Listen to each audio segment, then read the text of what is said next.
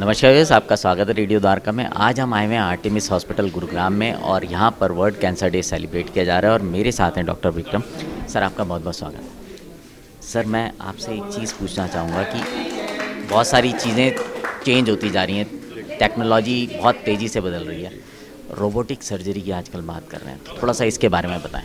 देखो, robotic surgery जो है ये एक्चुअली रोबोट असिस्टेड सर्जरी होती है। इसमें रोबोटिक सिस्टम जो है वो सर्जन चलाते हैं और क्योंकि रोबोटिक सर्जरी का सबसे बड़ा एडवांटेज है कि इसमें बहुत अच्छे विजन मिलता है सर्जरी के लिए। जिस तरह के लोकेशन जैसे डीप पेल्विस में सर्जरी करना, जैसे रोबोटिक रेडिकल प्रोस्टेटेक्टमी, उसमें बहुत यूज़फुल है। उसमें प्रेसिशन बहुत एक्यूरेट होती है, ब्लड लॉस वगैरह कम होता है और इसीलिए इस पर यूरोलॉजिकल कैंसर्स में ये बहुत यूज़फुल एक हमारे पास टेक्निक है जो आज के डेट में हमारे हॉस्पिटल में अवेलेबल है। रोबोटिक सर्जरी का सबसे एडवांटेज है दो। एक तो किडनी कैंसर्स में, जहाँ पे हमें बाकी का किडनी को बचा के खाली ट्यूमर को निकालना है, जिसको पार्शियल नेफ्रेक्टमी कहते हैं। उसमें रोबोटिक सर्जरी का बहुत अच्छे यूज़ है, क्योंकि उसमें जो सूचरिंग होती है, जो सिलाई होती है, जो रिपेयर होती है किडनी का ट्यूमर निकालने के बाद, उसमें काफ़ी एक्यूरेटली हो सकता है। दूसरी चीज़ है robotic ultrasound, laparoscopic ultrasound use करके किडनी का मार्जिन जो कैंसरस और नॉन कैंसरस का डिफरेंशिएशन कर सकते हैं, वो बहुत एक्यूरेटली हो सकता है। इसीलिए स्पेशली रोबोटिक प्रोस्टेटेक्टमी और रोबोटिक पार्शियल नेफ्रेक्टमी में इसका बहुत यूज़फुलनेस है। इससे पेशेंट आउटकम्स अच्छे होते हैं। व्यूअर्स, अब मेरे साथ डॉक्टर संदीप हैं। डॉक्टर संदीप, एक चीज़ बताएं, जैसे यूरोलॉजी में भी अगर मैं बात करूं कैंसर की, तो क्या ऐसे अर्ली साइंस होते हैं जिनसे कि पेशेंट को डॉक्टर के पास जाना चाहिए अपने चेकअप के लिए? जी नमस्कार। यूरोलॉजी के क्षेत्र में सबसे बड़ी बात जो ये है कि जो यूरोलॉजी के कैंसर होते हैं, जैसे किडनी का कैंसर है या प्रोस्टेट ग्लैंड का कैंसर है, इसमें सबसे बड़ा प्रॉब्लम यह है कि जो इसके सिम्टम होते हैं, साइंस होते हैं, बहुत लेट आते हैं। जैसे यूरिन में खून आना या पेशाब रुक जाना, या हड्डियों में दर्द होना, ये सब सिम्टम होते हैं प्रोस्टेट की परेशानी का या किडनी की परेशानी का। बट तब तक बीमारी काफ़ी आगे निकल गई होती है। इसलिए मेरा ये कहना है कि ख़ासतौर पे यूरोलॉजिकल कैंसर्स के लिए अर्ली डिटेक्शन बहुत ज़रूरी है। जैसे प्रोस्टेट के कंटैक्ट में, जैसे प्रोस्टेट कैंसर में एक टेस्ट होता है, PSA टेस्ट है, ब्लड टेस्ट है, बहुत आसानी से हो सकता है, टाइम रहते अगर हो जाएं और अर्ली डिटेक्शन हो जाए तो पूरी तरह से क्योर हो सकता है। सिमिलरली अगर किडनी के कैंसर की बात करें तो अगर टाइम से अल्ट्रासाउंड या बेसिक जांच हो जाए तो हम किडनी के कैंसर को जल्दी पकड़ सकते हैं। और सबसे बड़ी बात है कि किडनी के कैंसर के बारे में अगर देखा जाए, जो बेस्ट इलाज है वो सर्जरी ही है। एक बार उससे बाहर निकल गया तो उसको ट्रीट करना काफ़ी मुश्किल हो जाता है। सो अर्ली डिटेक्शन यूरोलॉजी के लिए बहुत इंपॉर्टेंट है। Thank you sir, thanks sir. Viewers, अब मेरे साथ मिस्टर गोयल हैं जो कि फाउंडर हैं कैनविन के। गोयल साहब, एक बात बताएं, कैनविन की अभी हम चर्चा हो रही थी यहाँ पे भी काफ़ी, किस तरह से आप लोग मतलब ये चीज़ कर पा रहे हैं? देखिए, कैन विन का मतलब है कि हम जीत सकते हैं, और दूसरी इसी में एक मैसेज आता है कि कैंसर से जीत सकते हैं। तो सबसे पहले तो हमारे को अपना ध्यान रखना चाहिए। इसमें कोरोना ने भी हमारे को सिखाया कि स्वास्थ्य सबसे पहली ज़रूरत है। तो हमारे को अपनी दिनचर्या का हिस्सा इस तरीके से बनाना चाहिए कि हम ज़रूर 1 घंटा अपने लिए निकालें, स्वास्थ्य का ध्यान रखें, अच्छे खान पान का प्रयोग करें, पॉजिटिविटी रखें, और जो भी स्वास्थ्य को ठीक रखने के जो छोटे छोटे टिप्स हैं हमारे को उसको आदतों में लाना चाहिए।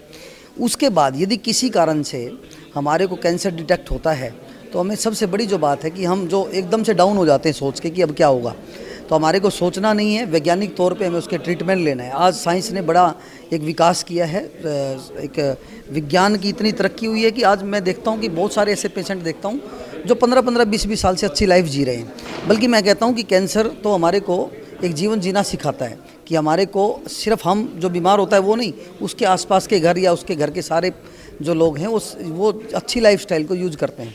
तो मैं तो ये कहना चाहता हूँ कि हमारे को इस तरह से छोटे छोटे प्रयोग करके एक ध्यान रखना चाहिए, और जो भी वैज्ञानिक तौर पे जो भी ट्रीटमेंट उसको अच्छे से ट्रीटमेंट लेना चाहिए। धन्यवाद। व्यूअर्स, मेरे साथ अब डॉक्टर आशु जैन है। डॉक्टर आशु, मैं एक चीज़ जानना पाऊँ, जैसे ही कैंसर पता चलता है, एक तो इंसान वैसे ही दर्द में होता है और कुछ इस बीमारी की अपनी पीड़ा है। बिल्कुल ठीक है। तो किस तरह से उसको मैनेज कर पाते हैं? ये एक बहुत इम्पॉर्टेंट क्वेश्चन है, क्योंकि कैंसर से ज़्यादा जब कैंसर पता चलता है तो पेशेंट साइकोलॉजिकल तरीके से उसका पूरा परिवार, और जो कैंसर की वजह से दर्द है, एक्चुअली तो 95% पेशेंट पेन की वजह से रिपोर्ट करते हैं और फिर बाद में निकलता है। तो उस समय उनका ख्याल रखना, डिजीज़ वाइज पेन का भी, और जो मानसिक तनाव और उसका ख्याल रखना एक बहुत इम्पोर्टेंट हिस्सा है। और हमें ये बड़ी खुशी होती है बताते हुए आर्टिमिस में कि हम एज ए टीम काम करते हैं हमारी अपनी मेन कैंसर यूनिट के साथ। और जैसे बाकी सब हॉस्पिटल्स में पेन एंड पैलिएटिव केयर बहुत लास्ट में इनकॉर्पोरेट होता है, यहाँ पे पेशेंट का डे 1 से हम एज ए टीम काम करते हैं और इससे पेशेंट के आउटकम पे बहुत अच्छा असर पड़ता है।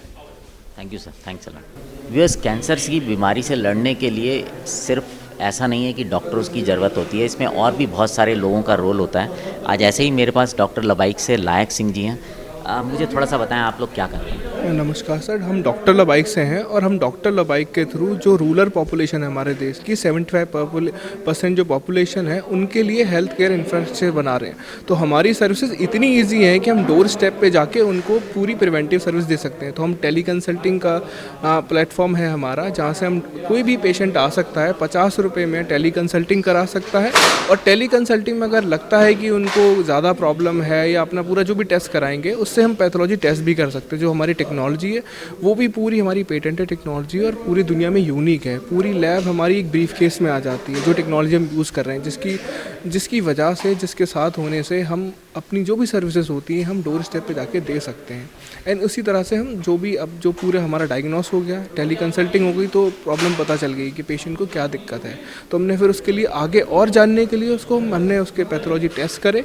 टेस्ट के बाद हमें जो भी दवाइयाँ देनी होती है तो हम उनका पूरा इलाज कराने में हेल्प करते हैं। तो इसके लिए हम डॉक्टर ये आर्टेमिस हॉस्पिटल के साथ जुड़े हैं, जिससे कि हम, अगर हमें पता चला एक छोटे से गाँव में, एक बिहार के छोटे से गाँव में किसी को प्रॉब्लम हुई है हेल्थ केयर या कैंसर से रिलेटेड कोई प्रॉब्लम डिटेक्ट हुई है, तो अब हम तो सिर्फ एक क्यूरेटिव प्रॉब्लम का सोल्यूशन दे रहे हैं उनको। अब कोई ज़्यादा और केयर चाहिए होगी तो हमें एक्सपर्ट चाहिए होंगे इसके लिए। उसके लिए हम आर्टेमिस हॉस्पिटल से जुड़े हुए हैं और इसके थ्रू, इनकी हेल्प से हम उनको प्रॉपर एक हेल्थ केयर सर्विस दे पाएंगे। यही हमारा मिशन है कि हम दुनिया में जितने भी लोग हैं जिनको अच्छी सर्विस की ज़रूरत है, हम अपनी सर्विस के, डॉक्टर लबाइक की सर्विस के थ्रू उन्हें वो सर्विस प्रदान कर पाएँ। Thank you, thanks. So yes, जैसे मैंने कहा था, बहुत सारे लोगों का योगदान होता है इस लड़ाई में। अशोक जी, आपकी जो संस्था है, मैं चाहूँगा थोड़ा सा उसके बारे में बताएं कि वो क्या करती है और किस तरह से मदद करती है। बेसिकली पूर्वांचल छठ संस्कृति विकास समिति तो छठ पूजा के लिए ही पिछले 28 वर्ष पहले बनाया गया था, बट हमने इसके जो समाज से जुड़ने के बाद खास करके एजुकेशन और स्वास्थ्य पे मैंने देखा कि लोगों को स्वास्थ्य के वजह से काफ़ी प्रॉब्लम का फेस करना पड़ता है। तो इस वजह से हमने संस्था के माध्यम से, जो कुछ पॉलिटिकल लोग हैं, राजनीतिक लोग हैं जिनसे मेरी मित्रता है, उनके माध्यम से मैंने संस्था के माध्यम से क्षेत्र में काफ़ी लोगों को स्वास्थ्य के माध्यम से उनको सेवा देने का काम किया। वो चाहे एम्स हो, सफदरजंग हो, राम मनोहर लोहिया हो, लेडी हर्टिंग हो, जो भी दिल्ली के अंदर सरकारी हॉस्पिटल, सभी में मैं लोगों को इलाज कराने में काफ़ी मदद की है। सो व्यूअर्स, मेरे साथ अभी डॉजीडॉग हेल्थ केयर के फाउंडर अक्षय हैं। अक्षय, आप लोग क्या करते हैं, किस तरह से मदद करते हैं कैंसर पेशेंट? हम लोगों का जो बेसिकली काम है वो ये है कि हम लोग सारी अस्पताल की सेवाएं घर पे उपलब्ध कराते हैं, जिसमें आपकी सारी आईसीयू की सर्विसेज हो गई, लैब की हो गई, डॉक्टर कंसल्टेशन, नर्सिंग सुविधाएं, सारी जो भी आप अस्पताल में देखते हैं वो सारी हम घर पे सेटअप कराते हैं। कैंसर के मरीज़ हम लोग 3 साल हो गए हम लोग को जयपुर में सर्विस देते हुए। अभी दिल्ली में हम लोग को साल भर से हम लोग दिल्ली में सर्विस दे रहे हैं। इसमें बहुत सारे कैंसर मरीजों को हम लोग ने सर्विस दी है, जिसके लिए जो भी पेशेंट आता है, जो एंड ऑफ लाइफ केयर जैसे हम लोग बात करते हैं, जिनके थोड़े से ही महीने, थोड़े से ही साल का जो ट्रीटमेंट होता है, बचा होता है, वो लोगों को अस्पताल में बड़ी वो होती है कि जो भी एंड ऑफ, जो उनके मंथ्स हैं, जो एंड ऑफ डेज़ हैं, वो अपने घर पे बिताएं, अपने घर वालों के बीच में, जिससे उनको ये भी होता है कि भाई हम अपने घर वालों के बीच में ही रहें अपने आखिरी समय पे, जिसमें उनको सब जो भी इन्वायरमेंट है और उसका जो ट्रीटमेंट की जो वो आउटकम होता है वो हमने देखा है कि बहुत अच्छा रहता है। इसके अलावा हम लोग जो भी सर्विसेज एल्डरली पेशेंट्स की हैं और बाकी क्रिटिकल पेशेंट्स की हैं, वो भी हम घर पे सुविधा उपलब्ध कराते हैं। सो व्यूअर्स, आज हम आए हुए थे वर्ल्ड कैंसर डे में आर्टेमिस हॉस्पिटल में, और आपने सुना डॉक्टर्स ने इस बारे में क्या बताया। और किसी भी बीमारी को लड़ने के लिए सबसे ज़्यादा ज़रूरी चीज़ होती है जागरूकता। इस जागरूकता के अभियान में आप भी हमारे साथ जुड़िए, लोगों को भी जागरूक कीजिए। अब आपसे विदा लेते हैं, बने रहें रेडियो द्वारका के साथ।